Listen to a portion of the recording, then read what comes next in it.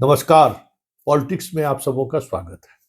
और आज हम पॉलिटिक्स में बिहार की उस पॉलिटिक्स की चर्चा करने जा रहे हैं जिसके सहारे ये संकेत मिलने लगे हैं कि अशोक चौधरी के दिन अब फिरने वाले नहीं है क्या। बड़ा सवाल है, क्योंकि अशोक चौधरी को जिस तरीके से पार्टी स्तर पर और मंत्रालय स्तर पर दरकिनार किया जा रहा है, उससे तो कुछ ऐसा ही संकेत मिल रहा है। जो चीजें सामने आ रही हैं और जिस स्तर पर आ रही है, वो जता रहा है कि सब कुछ ऑल इज वेल नहीं है। हाल के दिनों में पार्टी की कई बैठकें हुई हैं जहां टिकट को लेकर चर्चा हुई। उन तमाम बैठकों से अशोक चौधरी को एक रणनीति के तहत बाहर रखा गया। आज भी वो अंबेडकर जयंती के सहारे एक जगह अपने कार्यक्रम में गए, वो जहानाबाद के इलाके में कुछ व्यक्तिगत कार्यक्रम में भी वो दिखे, लेकिन पार्टी के ओर से जो सक्रियता दिखती थी वो चीजें नहीं दिख रही हैं। जहानाबाद के प्रभारी हैं, तो उस वजह से उन्होंने एक अंबेडकर को लेकर एक एसोसिएशन भी बनाई है और उस एसोसिएशन के सहारे कई कार्यक्रम भी वो करते रहते हैं। तो कहीं न कहीं वो चीजें भी दिख रही है कि पार्टी के तमाम गतिविधियों से उनको दूर रखा जा रहा है। ऐसा पहली बार हुई होगी कि मुख्यमंत्री से उनकी मुलाकात 15 से 20 दिन हो गया। मतलब जब से प्रशांत किशोर का ये मुहिम शुरू हुआ, मुख्यमंत्री से उनकी मुलाकात नहीं हुई है। पूरा पर्व का सीजन भी चला गया, मुख्यमंत्री से उनकी मुलाकात नहीं, मुख्यमंत्री उनके यहाँ गए तक नहीं है। और ऐसा कभी हुआ नहीं है कि अशोक चौधरी के यहाँ सप्ताह 2 सप्ताह पर मुख्यमंत्री नहीं गए हो। याद होगा हाल ही के दिनों में अनंत सिंह के साथ जब अशोक चौधरी अपने घर पे थे, मुख्यमंत्री गए थे, जहां अनंत सिंह के सभी बेटों से उनकी मुलाकात कराई गई थी। वो आखिरी विजिट जो सार्वजनिक तौर पर दिखा जा सकता है, वो आखिरी विजिट थी। उसके बाद से मुख्यमंत्री का जाना बंद है और मुख्यमंत्री के यहाँ आना भी बंद है। तमाम तरीके की अटकलें लगाई जा रही हैं, लेकिन उन अटकलों के बीच जो एक प्रशासनिक फैसला लिया गया है, वो फैसला मुख्यमंत्री से दूरी बढ़ रही है, इसका एक बड़ा संकेत दे गया है। देखिए, ग्रामीण विकास विभाग जो गांव की सड़कें बनाती है, पहली बार ग्लोबल टेंडर हुआ और ग्लोबल टेंडर की वजह से सिर्फ स्थानीय ठेकेदार ही नहीं, विधायक भी परेशान है। और सबसे ज्यादा जो एनडीए का गढ़ माना जाता है, मिथिलांचल का वो एरिया, दरभंगा, समस्तीपुर, मधुबनी, सीतामढ़ी, वहां बाढ़ भी का भी इलाका है, पानी बारिश भी वहां सबसे ज्यादा होती है। सबसे ज्यादा ग्रामीण सड़कों की स्थिति भी सबसे बुरी स्थिति इन्हीं जिलों में है। वहां लोग गांव में सड़क को लेकर हंगामा कर रहे हैं, हर जगह विधायक को अपमानजनक टिप्पणी सहना पड़ रहा है, अपमानित हो रहे हैं।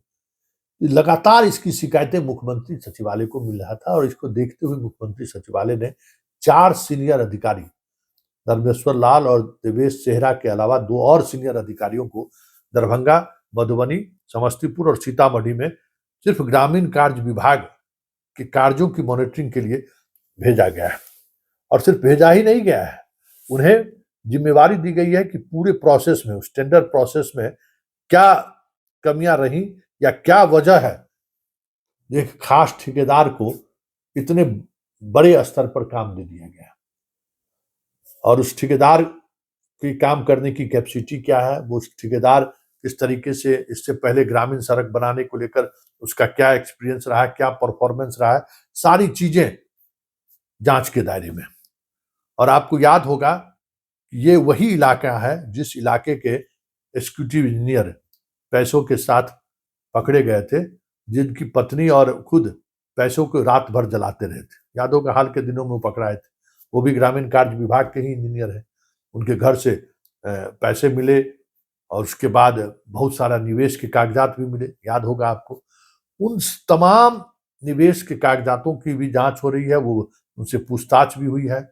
उसमें जो बात सामने आई है कि एक खास ठेकेदार के सहारे कहीं न कहीं मंत्री और इसके बीच कुछ न कुछ चीजें हुई हैं, जिसकी वजह से ग्रामीण कार्य से जुड़ी हुई जितनी सड़कें हैं इन इलाकों में, वो उस पर काम नहीं हो पा रहा। अभी बारिश भी शुरू है, मतलब समझिए कि अब तो और मुश्किल हो गया। एक सप्ताह के अंदर जितनी बारिश हुई है, ग्रामीण इलाके में सड़क बनाना तो और मुश्किल हो गया, लेकिन काम शुरू होता हुआ दिखना चाहिए। ये सरकार की कोशिश है, क्योंकि सरकार भी मान रही है कि कोई एनएच के लिए आंदोलन पर लोग नहीं उतरते हैं, कोई एनएच के लिए लोग वोट का बहिष्कार नहीं करते हैं, लेकिन गांव की सड़कें अगर टूटी हुई है तो उसके लिए लोग वोट बहिष्कार तक पहुंच जाते हैं और उसका सामना करना पड़ रहा है, वोटर का आक्रोश झेलना पड़ रहा है जदयू के विधायकों को। तो वो आक्रोश कैसे सेटल किया जाए, काम तेजी से कैसे हो, इस पर विशेष तौर पर अधिकारियों को भेजा गया। तो आप समझ सकते हैं कि सिर्फ पार्टी में ही नहीं, सरकार में भी और मंत्रालय में भी, जिस विभाग के वो मंत्री हैं वहां मुख्यमंत्री सचिवालय से हस्तक्षेप होना शुरू हो गया है।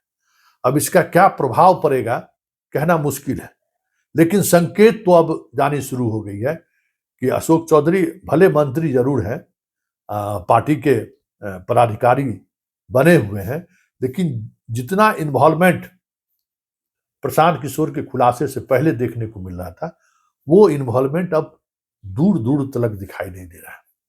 तो इसका मतलब क्या है?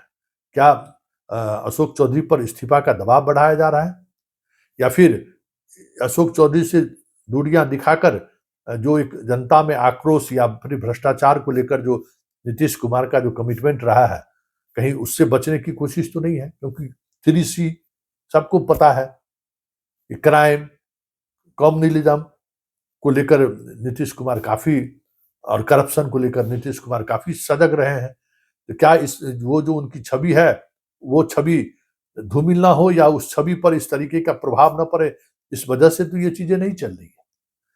ये देखना दिलचस्प होगा, लेकिन इतना तो तय है कि सम्राट चौधरी के बाद अशोक चौधरी, सम्राट चौधरी की भी स्थिति आप देख ही रहे हैं, पार्टी की बैठक में अनुपस्थित रह जाते हैं, धर्मेंद्र प्रधान के साथ चलते हैं तो उनका वो रुतबा दिखाई नहीं देता है जो रुतबा दिखाई देता था। कई तरह की चीज धीरे धीरे अंदर खाने में चल रही है, लेकिन जो अशोक चौधरी को लेकर चल रहा है, हालांकि ललन सिंह ने सफाई देने की कोशिश की है, अशोक चौधरी को क्लीन चिट देने की भी उनकी तरफ से कोशिश हुई है, लेकिन तमाम कोशिशों के बावजूद भी पार्टी के तरफ से नीरज के अलावा किसी प्रवक्ता का उस तरीके का बयान भी नहीं आया।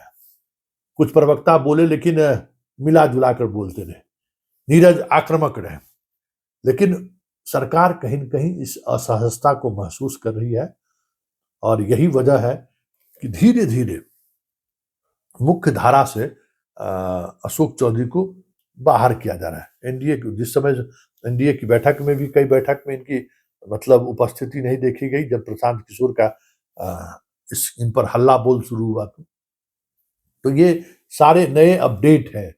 अब देखना दिलचस्प होगा कि चुनाव की घोषणाएं 2-3 दिन में होनी है।